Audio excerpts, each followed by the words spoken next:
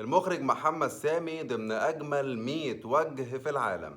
تعال أقول لك إيه اللي حصل في واقعة غريبة جدا من نوعها استدعت السخرية والكوميديا من المخرج محمد سامي نفسه لما لقى نفسه مترشح إن هو من أجمل 100 وجه في العالم.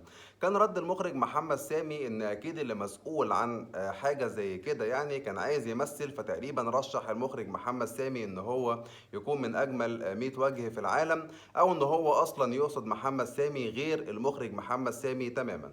ولكن المخرج محمد سامي اكد ان هم يقصدوه هو شخصيا، لان هم ذكروا المهنة بتاعت محمد سامي اللي هو الاخراج يعني، وكمان حطوا علم مصر جنبيه.